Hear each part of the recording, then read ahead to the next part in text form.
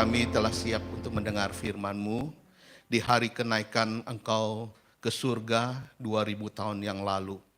Kami mau belajar kembali ya Tuhan mengenai makna daripada kenaikan-Mu masuk ke dalam kemuliaan-Mu Tuhan. Kemuliaan yang telah Engkau tinggalkan ketika Engkau berinkarnasi. Meninggalkan kemuliaan-Mu dan Engkau kembali lagi ke dalam kemuliaan-Mu yang ada di dalam surga karena Engkau berasal dari surga, Engkau kembali lagi ke surga. Kami bersyukur dan kami bangga punya Allah yang sungguh hebat, Allah yang sangat luar biasa, Allah yang sangat mengasihi kami Tuhan.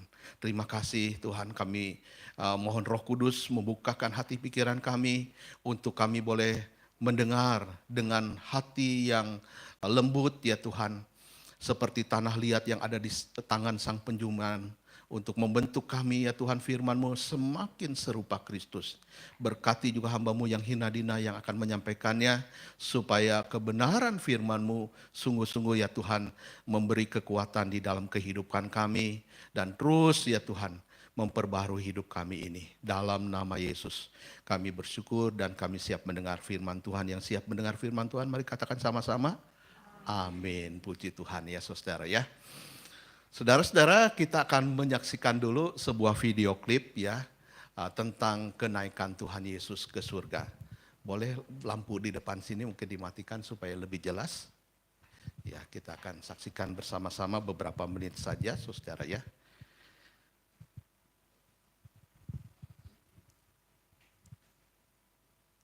Oke, boleh ditayangkan. Setelah bangkit, Yesus menunjukkan dirinya kepada para murid dan dengan banyak tanda ia membuktikan bahwa ia hidup. Yesus berulang-ulang menampakkan diri dan berbicara kepada mereka tentang kerajaan Allah. Kemudian di depan murid-muridnya, Yesus Kristus terangkat naik ke langit dan kemudian hilang dari pandangan setelah tertutup awan.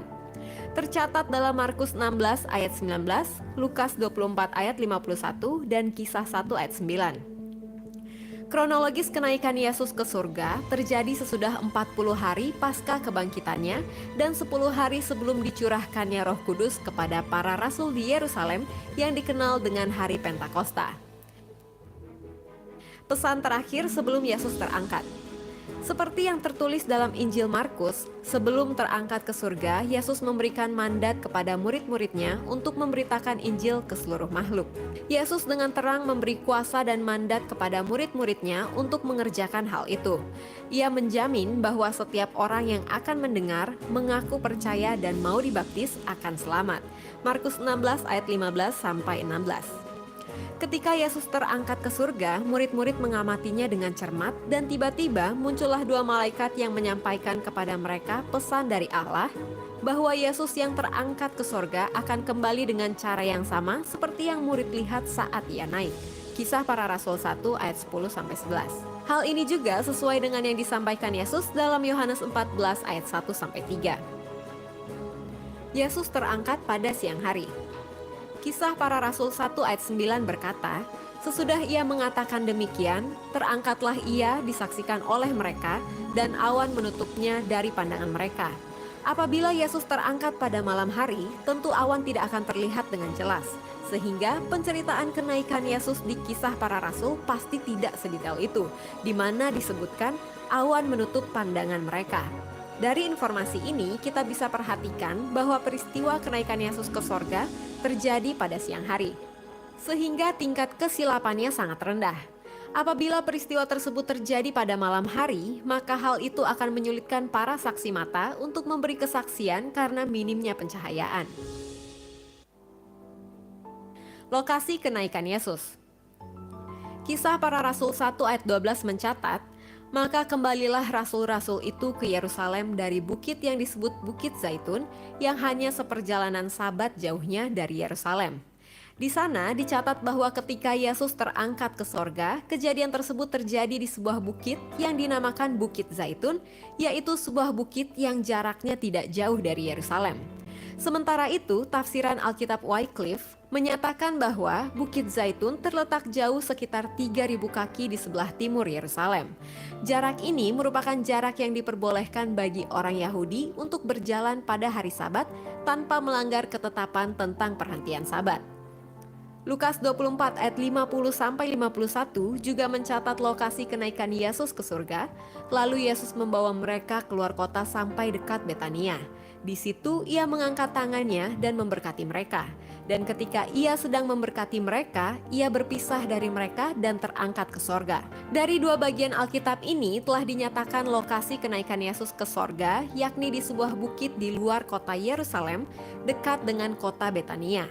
Apabila kita memperhatikan letak geografis kota Yerusalem dan kota Betania, maka kita akan melihat bahwa ada sebuah perbukitan yang membatasi kedua kota itu, dan perbukitan itu dinamakan Bukit Zaitun.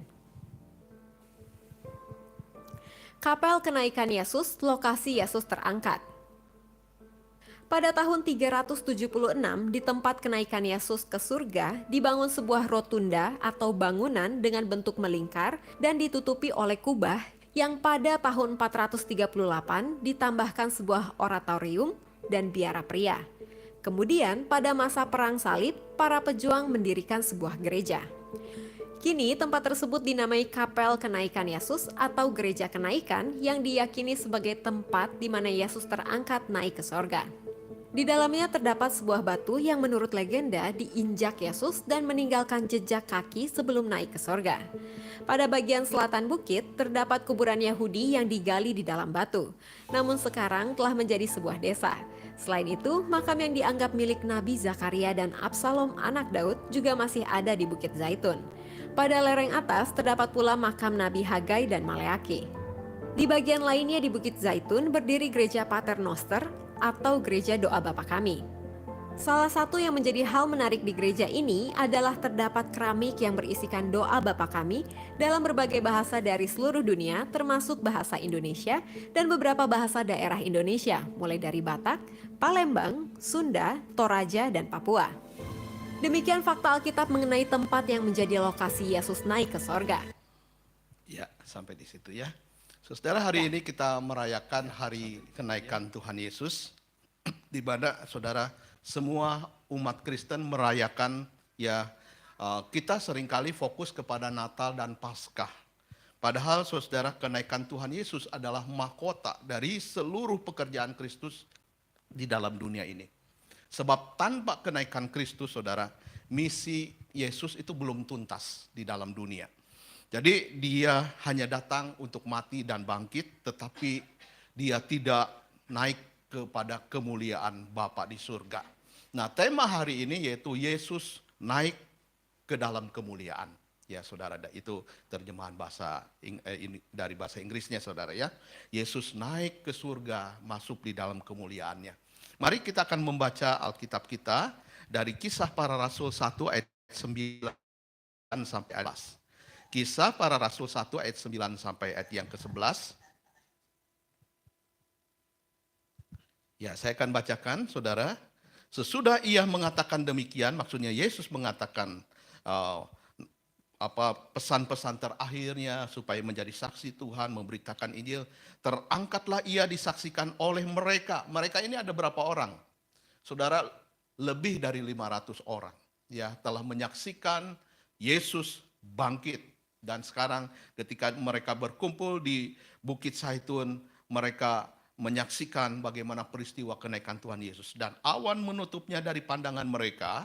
Ketika mereka sedang menatap ke langit, waktu ia naik itu, tiba-tiba berdirilah dua orang yang berpakaian putih dekat mereka.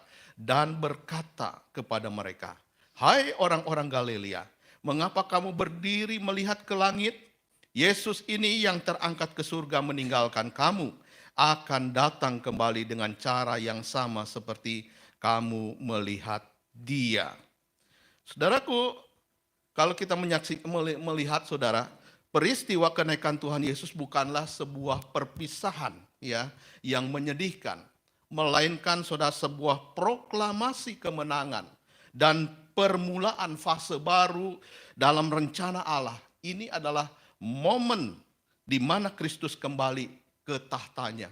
Dia akan menduduki tahtanya di surga, tempat yang memang seharusnya dia berada.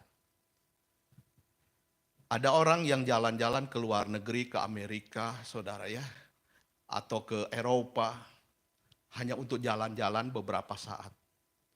Setelah jalan-jalan, saudara ya, traveling, ada masanya itu visanya habis.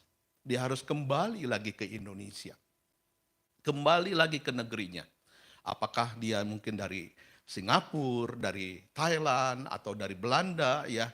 Kalau dia ke Amerika, dia akan kembali lagi ya ke negerinya. Demikian juga saudara peristiwa kenaikan Tuhan Yesus. Yesus asalnya dari surga.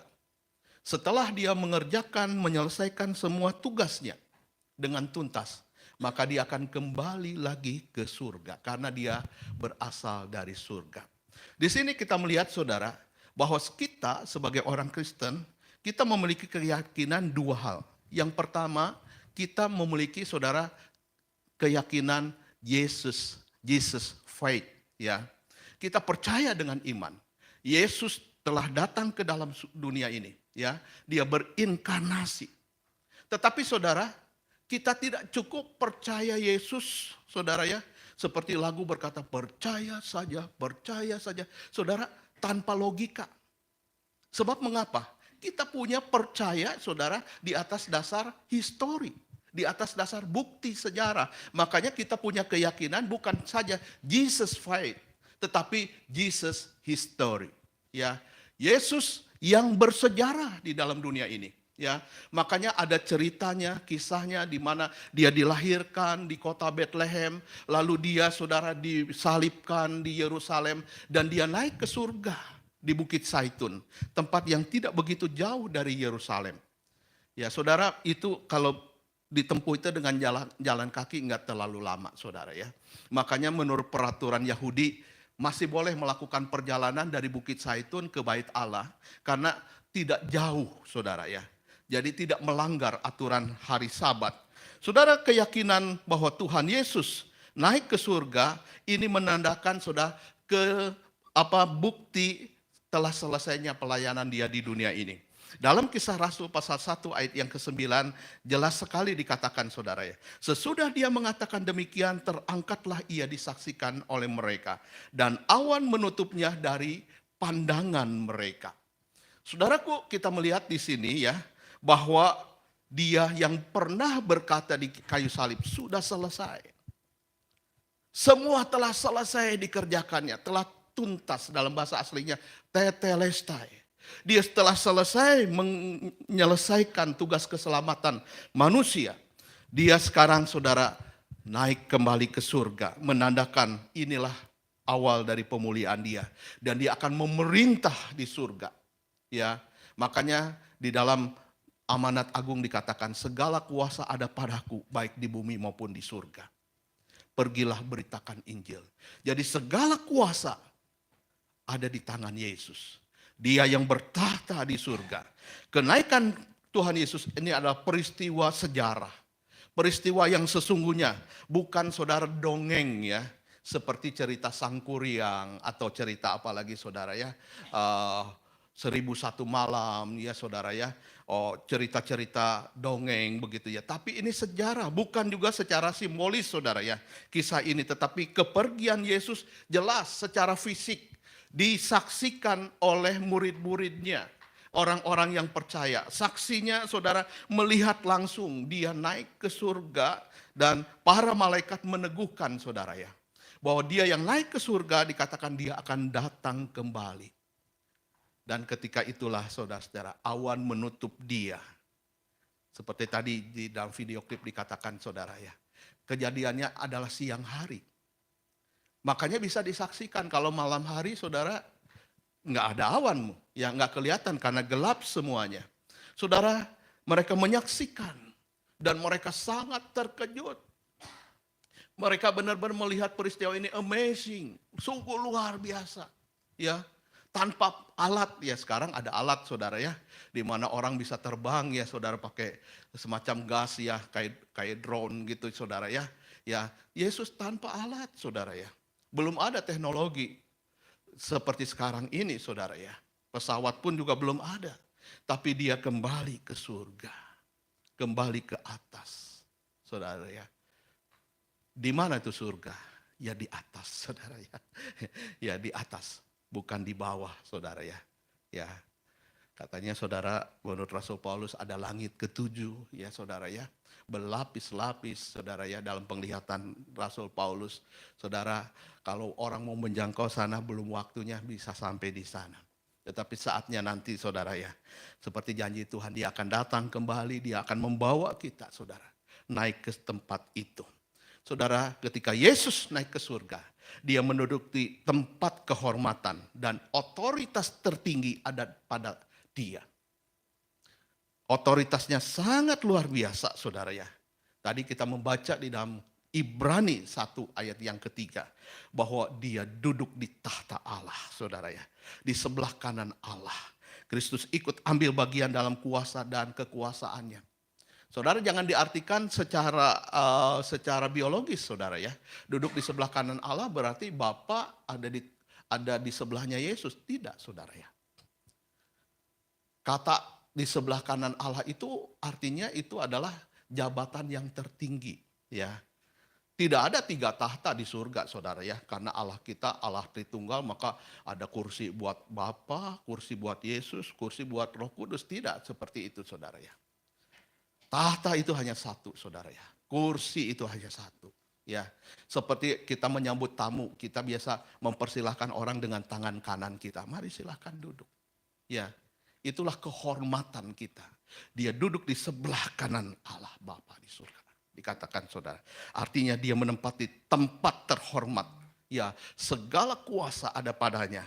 Penggenapan diucapkan di dalam Mazmur 110 ayat 1 juga. Duduklah di sebelah kananku. Jadi saudara, ini penggenapan daripada nubuatan. Mewakili bahwa Yesuslah yang bertahta di atas semuanya. Jadi kita melihat, saudara, yang pertama, Kristus kembali ke tahtanya. Dia masuk di dalam kemuliaannya. Di sini kita melihat penegasan otoritasnya, kedaulatan yang ada pada tangannya. Ya, di negeri ini siapa yang paling berotoritas, saudara? Presiden, ya, Pak Prabowo, saudara ya. Setelah dia dilantik menjadi presiden Indonesia, tidak ada yang lain, ya. Tidak ada presiden bayangan, ya. Ada 2 matahari katanya. Enggak ada 2 matahari. Cuma ada 1 matahari, ya. Ya. Kekuasaan itu hanya ada pada satu pribadi. Demikian juga di surga, saudara ya. Kekuasaan itu ada pada Yesus.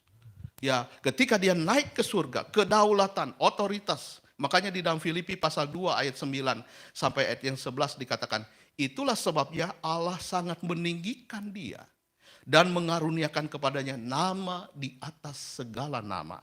Supaya dalam nama Yesus bertekuk lutut segala yang ada di langit dan yang ada di bumi dan yang ada di bawah bumi. Dan segala lidah mengaku Yesus Kristus adalah Tuhan bagi kemuliaan Allah Bapa.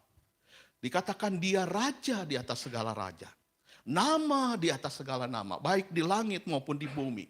Tidak ada nama lain yang lebih berkuasa, saudaraku. Ya, dan nama itu ada pada Yesus. Inilah kemuliaan Yesus. Dan kita melihat, saudara, di dalam Ibrani 1 ayat yang ke-3b dikatakan, ia duduk di sebelah kanan yang maha kuasa, di tempat yang tinggi.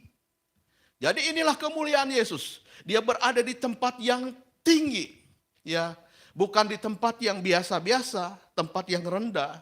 Waktu dia berinkarnasi, dia menjelma menjadi manusia, dia berada di tempat yang paling rendah. Dia menjadi hamba, lahir di kandang yang hina, saudara ya. Tetapi ketika dia dimuliakan. Jadi kemuliaan itu, saudara, bukan saja pada saat Yesus bangkit, saudara ya. Dia mengalahkan maut. Tetapi ketika dia naik ke surga, kemuliaan yang penuh itu, saudara, dia terima, ada pada dia. Dan di sini kita melihat, saudara, kenaikan Yesus bukan hanya kepergiannya secara fisik, tetapi pengangkatan dia menduduki tempat paling tinggi, saudara, karena di sebelah kanan Bapa, ya. Artinya, saudara, dialah pemegang kedaulatan, pemegang otoritas segala sesuatu. Dia raja di atas segala raja. Saudara bayangkan seorang pahlawan yang baru saja menyelesaikan sebuah peperangan yang besar ya. Setelah dia meraih kemenangan yang mutlak dan dia tinggalkan medan perang, maka saudara dia kembali ke istananya untuk menduduki tahta sebagai raja segala raja. Kenaikan Yesus ke surga, kembalinya sang raja yang telah mengalahkan dosa. Dia telah mengalahkan maut, dia telah mengalahkan iblis, dan dia bersemayam di tempat yang maha tinggi, yaitu di surga, saudara. Itulah kemuliaan yang dia terima. Hasil dari apa, saudara? Penderitaan yang dia alami. Satu kali ada seorang hamba Tuhan, saudara, seorang misionaris yang sudah melayani berjibaku di pedalaman Afrika. Dia sangat menderita di dalam pelayanan berpuluh-puluh tahun. Dan dia menyelesaikan tugasnya di Afrika, dia kembali lagi ke negerinya, ke Amerika.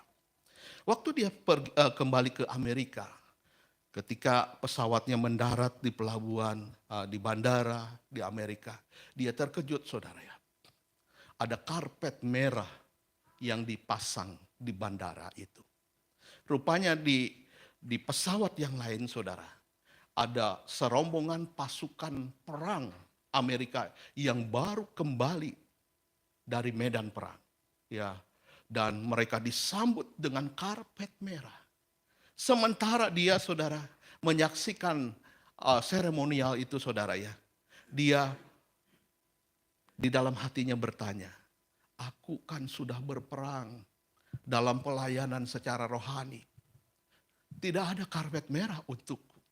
Ya, dia bertanya kepada Tuhan, Tuhan, mana karpet merah untukku? Ya. Dan pada saat itu, saudara, Tuhan berbisik di dalam hatinya, engkau kan belum pulang ke rumahku, anakku. Jadi belum ada karpet merah untukmu. Ya, itu sangat menghibur hamba Tuhan ini, saudara ya. Saudara, sebelum kita menyelesaikan sampai akhir, tugas kita di bumi ini belum ada karpet merah, saudara ya. Yesus telah menyelesaikan tugasnya sampai akhir. Maka saudaraku yang dikasihi Tuhan, dia layak menerima kemuliaan itu. Dia layak menerima, saudara, otoritas tempat yang tertinggi. Ya, dia layak untuk dilayani setelah dia menerima kembali kekuasaan itu. Di dalam kehidupan kita seringkali kita merasa tertekan. Kita mungkin merasa khawatir dan takut akan masa depan. Saudara, ingatlah bahwa Kristus yang kita layani adalah Raja yang berdaulat. Tidak ada, saudara, masalah yang terlalu besar bagi Kristus. Bagi kita juga, saudara, ketika kita menjalani kehidupan ini. Saudara, Tuhan memegang kendali atas segala sesuatu. Tuhan juga akan menyertai kita melewati setiap lembah dan air mata. Setiap kesulitan demi kesulitan. Supaya kita, saudara, seperti dia. Akhirnya menang. Menang. Dan dia kembali ke dalam kemuliaannya. Ke surga. Saudara, selanjutnya. Tuhan Yesus naik ke surga ini, saudara, memberikan arti apa buat kita? Yaitu Kristus mempersiapkan tempat bagi kita. Saudaraku, ini adalah penghiburan yang sangat besar. Penghiburan yang sangat indah bagi kita. Ketika kita, saudara, di dalam dunia ini. Banyak air mata, banyak kesulitan, masalah dalam kehidupan kita. Ingat, saudara. Dunia ini bukan rumah kita. Dunia ini hanyalah tempat transit sementara. Karena Tuhan sudah menyediakan tempat di surga bagi kita. Jadi dia seperti mempelai laki-laki. Dia pergi dulu, saudara. Menyediakan tempat bagi mempelai perempuan, yaitu gerejanya. Kita umat yang percaya kepadanya. Dan kalau saudara mempelai itu telah selesai menyiapkan tempat, menyiapkan rumah bagi mempelai perempuan, maka dia akan datang kembali menjemput kita dan membawa kita ke tempatnya, saudara. Supaya di tempat di mana Tuhan berada, di situ pun juga kita berada, dikatakan. Dalam Yohanes 14 ayat 2 sampai 3 dikatakan, di rumah Bapakku banyak tempat tinggal. Jika tidak demikian tentu sudah kukatakan kepadamu. Sebab aku pergi ke situ untuk menyediakan tempat bagimu. Dan apabila aku telah pergi ke situ dan telah menyediakan tempat bagimu, aku akan datang kembali dan membawa kamu ke tempatku, supaya di tempat di mana aku berada, kamu pun berada. Saudaraku, di sini kita melihat ya salah satu janji yang paling menghibur dari kenaikan Tuhan Yesus, yaitu dia pergi untuk mempersiapkan tempat bagi kita. Bukan hanya sekedar saudara untuk dia pulang ke rumahnya dan beristirahat setelah menyelesaikan tugasnya. Tetapi masih ada tugas yang dia masih kerjakan di sana. Salah satunya di antaranya adalah menyediakan tempat bagi kita, saudara. Ya, mungkin minggu depan saudara berkat akan praktek 2 bulan di tempat ini ya, dan dia akan tinggal di sini. Dari bulan lalu saya dengan semununu sudah berpikir menyiapkan kamarnya, saudara ya. Menyiapkan apa yang dia perlu disiapkan.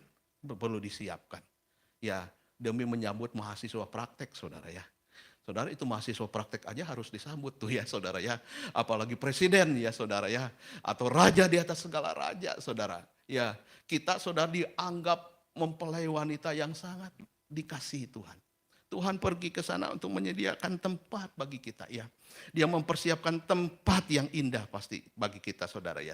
Di rumahnya yang kekal di surga, supaya kita boleh bersama dengan dia selamanya. Bayangkan saudara, seorang ayah yang pergi ke kota yang baru untuk membangun rumah bagi keluarganya. Dia pergi dulu, saudara, bekerja keras mempersiapkan segala sesuatu. Dan kemudian dia kembali menjemput keluarganya. Demikian juga Kristus, dia pergi, saudara, meninggalkan kita. Dia mempersiapkan rumah yang sempurna bagi setiap orang yang percaya kepadanya. Satu kali, saudara ya, ada seorang tukang bangunan yang sudah agak tua. Dia kepengen pensiun. Tukang bangunan ini dia kerja di istana raja. Waktu itu dia minta pensiun kepada raja. Raja sangat mengasihi dia dan sangat menghargai jasanya. Jadi dipanggillah tukang bangunan itu menghadap raja.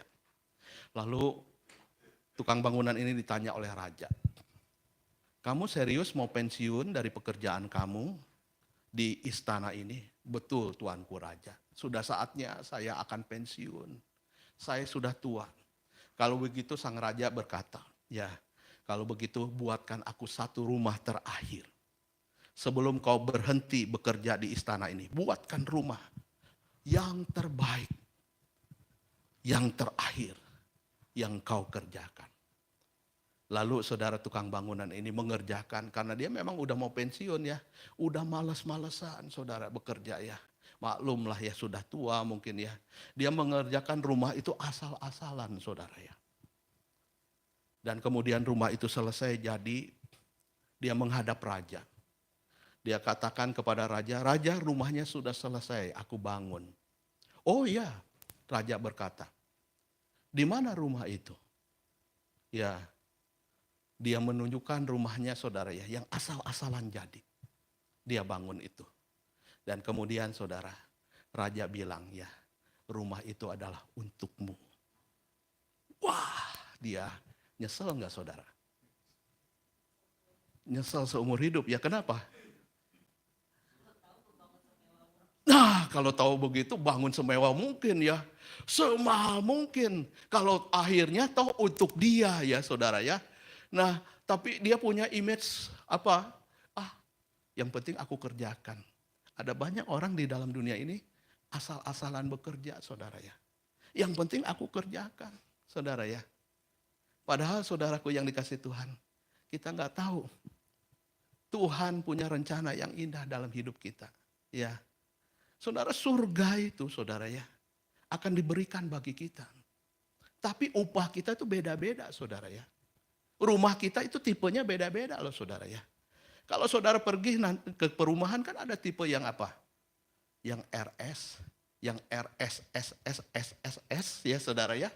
Ada yang rumah benar-benar, saudara ya, yang mewah, saudara ya. Kira-kira rumah yang mana yang saudara mau tempati nanti di surga? Tergantung apa yang engkau kerjakan hari ini di dalam dunia ini. Kalau kau kerjakan asal-asalan, Ya rumahnya mungkin ya rumah subsidi saudara ya. Ya, rumah yang asal jadi. Memang kita pasti masuk surga. Alkitab berkata saudara, ya di surga nanti saudara ada orang yang dapat mahkota, ada yang tidak dapat mahkota. Ya, makanya dikatakan kerjakanlah keselamatanmu itu. Tuhan sudah berikan anugerah kepada kita saudara ya. Ya, kerjakan pelayanan kita. Ya, Tuhan sudah selamatkan kita. Kita memang pasti masuk surga, saudara ya. Tapi upah kita itu beda-beda, saudara. Upah kita beda-beda. Ya, siapa yang layak dapat apresiasi? Tentu itu yang Tuhan berikan kepada orang yang pantas mendapatkan apresiasi itu. Saudara, ada banyak ayat dalam firman Tuhan, saudara ya, yang menunjukkan, saudara ya. Rasul Paulus juga melihat saudaraku yang dikasih Tuhan, bagaimana keadaan di surga itu. Jadi saudara kerjakanlah sebaik-baiknya pelayananmu saat ini. Ya, sebab Tuhan menyediakan tempat di surga bagi kita, saudara ya. Tuhan memberikan kepada kita tempat itu, saudara, supaya di mana Tuhan berada, di situ juga kita berada. Ya. Poin yang ketiga, saudaraku. Tuhan Yesus masuk ke dalam kemuliaannya, saudara, artinya dia sudah tuntas menyelesaikan pekerjaannya. Ya, sekarang giliran Allah Roh Kudus yang bekerja. Maka kenaikan Tuhan Yesus ke surga mengutus Roh Kudus. Inilah saatnya Roh Kudus diutus ke dalam dunia ini. Menjadi perantara kita. Ya, dia melanjutkan misi di dalam dunia ini. Saudaraku, Roh Kudus 10 hari ke depan kita akan merayakan hari Pentakosta. Hari turunnya Roh Kudus. Roh Kudus memberi kuasa kepada gerejanya untuk menjalankan misi Kristus.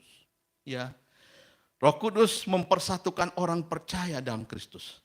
Dan Roh Kudus, saudaraku, mulai hari Pentakosta itu adalah penggenapan nubuatan Nabi Yoel. Digenapi bahwa dia akan turun ke dalam dunia ini.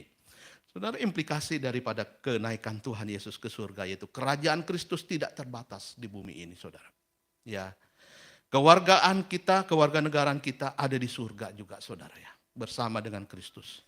Harapan akan kebangkitan dan kehidupan kekal ada pada Kristus ketika kita benar percaya beriman pada Kristus.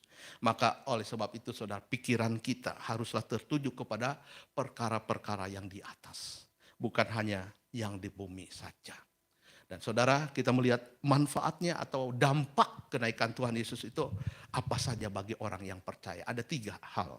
Yang pertama, saudara ya, dengan kenaikan Yesus ke surga kita memiliki akses kepada Tuhan. Ya, orang percaya memiliki, saudara, akses langsung kepada Tuhan melalui Yesus Kristus, saudara ya. Hal ini, saudaraku, jelas sekali ya. Ketika dia naik ke surga, kita, saudaraku yang dikasih Tuhan, boleh berhubungan dengan Allah di dalam Yesus Kristus secara langsung. Seperti yang terjadi pada saat kematian Tuhan. Ya, tirai bait Allah itu sudah terbelah 2. Tidak lagi melalui perantara imam besar seorang boleh naik ke surga, saudara ya. Imam besar dalam hal ini yaitu keturunan Lewi ya, suku Lewi, keturunan Harun. Tetapi kita boleh memiliki akses langsung ke surga. Bertemu dengan Bapa di surga melalui Tuhan Yesus Kristus. Yang kedua, saudara ya, dampak atau manfaatnya bagi kita. Kita memiliki kepastian ya. Sekarang kita memiliki kepastian keselamatan. Ya, selain itu, saudara, keamanan yang kekal terjamin. Kita punya assurance ya, keyakinan, kepastian, jaminan, saudara ya, bahwa kita pasti diselamatkan. Ya, Roma 8 ayat 38 dan 39 berkata, tidak ada yang dapat memisahkan kita dari kasih-Nya, baik maut maupun hidup, kesusahan, kemiskinan, sakit, penyakit, bahkan maut sekalipun tidak dapat memisahkan kita. Inilah jaminan di dalam kehidupan ini. Kita perlu punya jaminan, saudara ya. Ya, perlu punya, saudara, kepastian dalam kehidupan ini. Bahwa kita akan bersama dengan Tuhan di surga. Seperti janjinya, dia pergi ke sana untuk menyediakan tempat bagi kita. Dan yang ketiga, saudara ya, Manfaat atau dampak dari kenaikan Tuhan Yesus ke surga adalah memberi kemenangan kepada kita. Kita hidup bukan di dalam kekalahan, saudara. Kuasa untuk menjalani kehidupan Kristen di dalam dunia ini. Walaupun kita harus berjibaku menghadapi banyak tantangan persoalan, tetapi saudara, kita adalah umat pemenang. Ya, karena Yesus sudah menang. Yesus sudah naik ke surga. Menerima kemuliaan ini membuktikan kepada kita kemuliaan masa depan kita. Ya, walaupun di dalam dunia ini saudara kita bersusah-susah. Tetapi ingatlah, seperti peribahasa berkata, bersusah-susah dahulu, bersenang-senang kemudian. Ya, jangan dibalik saudara ya. Ada banyak orang saudara berpikir terbalik ya saudara ya. Itu kelompok sumbu pendek, bersenang-senang dulu, bersusah-susah kemudian ya. Ya, ada orang saudara yang terima gaji, baru terima gaji, dia bersenang-senang, habisin uangnya. Habis seminggu, datang kepada bosnya, kasbon, pinjam uang. Kenapa? Uangnya sudah habis. Ya, jadi dia dapat gaji lagi bulan depan untuk tutup lubang, gali lubang, saudara ya. Saudara, ajaran Tuhan tidak seperti itu. Ya. Sebab Tuhan Yesus sendiri melakukannya. Prinsip pelayanan adalah menderita terlebih dahulu, baru mendapatkan kemuliaan. Dan Yesus menjalani itu saudara. Hidup dalam kemenangan, bukan dalam kekalahan. Dan sebagai kesimpulan kita melihat di sini saudaraku. Ya, kesimpulannya apa? Hidup dalam terang kenaikan Tuhan Yesus. Ini merupakan inti daripada iman Kristen ya. Selain percaya kepada Yesus yang mati dan bangkit, tapi dia naik ke surga. Mendorong kita untuk mencari hal-hal surgawi, saudara. Ya, bukan hanya di bumi saja. Karena Yesus naik ke surga, saudara. Mari kita cari hal-hal surgawi. Hal-hal yang kekal. Rasul Paulus katakan, hal-hal yang perkara-perkara yang di atas. Jangan hanya yang di bumi saja. Sebab itu saudara, mulai saat ini, ya sediakan waktu saudara ya. Jangan hanya kita berpikir secara duniawi saja. Aku harus kerja, dapat duit, bisa makan. Ya, itu perkara dunia saudara. Pikirkan perkara yang di atas. Next level saudara ya. Pikirkan apa yang menyenangkan hati Tuhan. Ya, kalau saudara setiap hari bangun pagi cari Tuhan. Baca firman Tuhan, ikut program Ayo Baca Alkitab saudara. Anda mungkin saudara belum ikut pelayanan, ikutlah pelayanan. Ya, supaya hidup kita ini berarti saudara ya. Karena apa yang kita kerjakan dalam dunia ini saudara, satu hari nanti kita akan bertemu dengan Tuhan. Tuhan akan bertanya, apa yang sudah kau kerjakan untukku, anakku, selagi hidup dalam dunia ini. Dan saudaraku yang dikasih Tuhan, apakah kita mendapat upah dari apa yang telah kita kerjakan, atau kita ya mendapatkan perkataan yang berkata, kau hambaku yang jahat, kau tidak setia dalam perkara yang kecil, ya engkau hanya memendam talenta yang yang aku berikan padamu, ya kau berpikir jahat, engkau tidak mengerjakan sesuatu yang berarti buat Tuhan, buat kemuliaan nama Tuhan. Kemudian saudara, kenaikan Tuhan Yesus ke surga memberi kita kuasa untuk bersaksi dan melayani. Mari kita bersaksi tentang Kristus yang sudah bangkit dan naik ke surga, saudara. Memberi jaminan kepada kita bahwa surga itu adalah rumah kita. Dan yang terakhir, saudara, nantikanlah kedatangannya yang kedua kali dalam kemuliaannya. Kita peringati hari ini, saudara, Yesus naik ke surga. Tetapi satu hari nanti kita akan merayakan. Dia datang kembali. Makanya dikatakan ada ayat mengatakan, adakah iman di bumi ketika kita menyaksikan Yesus datang kedua kali? Adakah kita memiliki iman? Ataukah kita orang yang ditinggalkan oleh Tuhan di bumi ini? Tidak dibawa ke surga. Saudara, sebagai penutup saya ingin menceritakan satu kisah seorang anak bernama Tyler. Tyler di usianya yang ke-8 tahun 2004 yang lalu, saudara ya. berarti 21 tahun yang lalu. Dia usia 8 tahun, dia tinggal di Amerika, saudara. Dia sedang mengidap penyakit kanker yang ganas.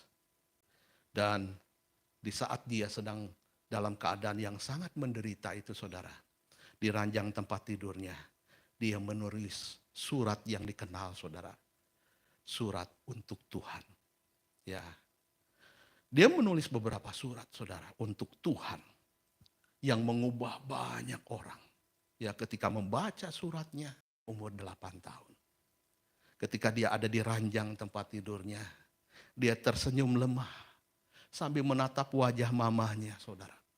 Dia menulis surat untuk Tuhan. Dia memang menyadari bahwa penyakitnya sangat serius yang akan merenggut nyawanya. Tetapi yang dia pikirkan bukan penyakitnya, saudara. Dia memikirkan ibunya, mamanya, saudara.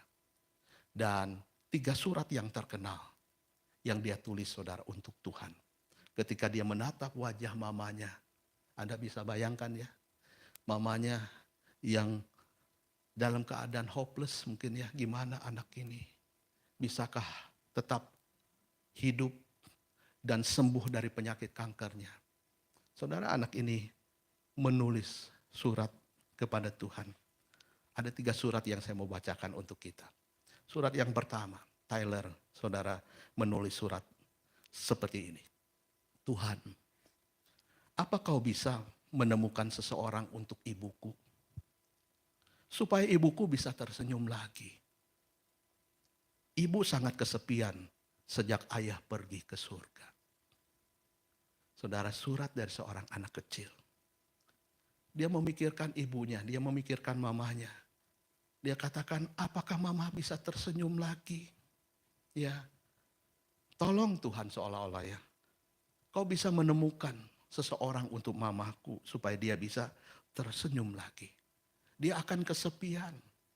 Ya, seorang diri, papa sudah pergi dulu menghadap Tuhan di surga. Surat yang kedua. Dia menulis dalam surat itu, ya Tuhan, ada berapa orang sih di surga?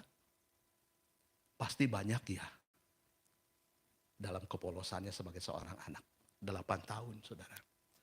Aku kenal 2 orang, dia katakan. Dan aku berusia 8 tahun. Dia kenal 2 orang yang sudah pergi ke surga. Salah satu adalah papahnya sendiri, ayahnya sendiri. Dan itulah surat yang kedua, dia katakan, aku baru umur 8 tahun. Bayangkan ya. Saudara, kalau dia udah umur 70 tahun, ya wajar lah. Udah waktunya ya, saudara ya. Si Hercules aja bilang sama salah satu jenderal, udah bau tanah katanya ya. Ya, ini 8 tahun loh saudara. Masa depannya mungkin masih panjang. Ya, dia bertanya, ada berapa orang di surga? Dan surat yang ketiga, dia katakan seperti ini, Tuhan, kurasa aku akan segera bertemu denganmu. Aku tidak merasa lebih baik seperti dulu. Dia tahu sudah penyakitnya itu sebentar lagi akan merenggut nyawanya. Aku tidak lebih baik seperti dulu, dia katakan. Berarti kesehatannya sudah jauh sekali. Dan betul saudara. Setahun kemudian, umur 9 tahun dia meninggal dunia. Tapi saudara tahu bagaimana surat untuk Tuhan yang dia tulis anak kecil umur 8 tahun itu. Memberikan manfaat yang sangat luar biasa bagi banyak orang. Salah satunya saudara ya, seorang tukang pos, saudara. Dia saudara mau mengirimkan surat untuk Tuhan, alamatnya nggak tahu di mana, saudara ya. Jadi berkarung-karung di kantor pos itu. Dan ketika membuka surat itu membaca, wah banyak yang tersentuh hatinya. Melalui tulisan surat untuk Tuhan yang ditulis anak kecil ini. Saudara, di sini kita melihat saudara, bahwa keberanian kita itu saudara bukan hanya keberanian untuk menghadapi ketakutan. Tapi juga kita harus memiliki keberanian untuk menghadapi hidup ini. Hidup yang berat. Hidup yang penuh masalah. Saudara, dengan iman, pengharapan, dan kasih di dalam Tuhan. Beranikah kita menghadapi hidup ini? Atau kita menyerah saja dalam hidup ini? Ya, anak ini saudara berani menghadapi hidup ini bersama dengan Tuhan. Dan surat untuk Tuhan ini saudara memberi dampak yang sangat luas. Menyentuh hati. Dan satu hal juga saudara, memberi kepastian kepada kita. Ada surga yang Tuhan sediakan bagi anak ini dan bagi kita semua. Mari kita berani menghadapi hidup ini bersama dengan Tuhan yang sudah naik ke surga. Dia yang berjanji akan menyertai kita, tidak meninggalkan kita. Segala kuasa ada padaku, dikatakan di bumi maupun di surga. Aku akan menyertai kamu sampai kesudahan alam. Sampai akhir zaman. Sampai hari kiamat. Tuhan berkata, aku akan menyertai kamu.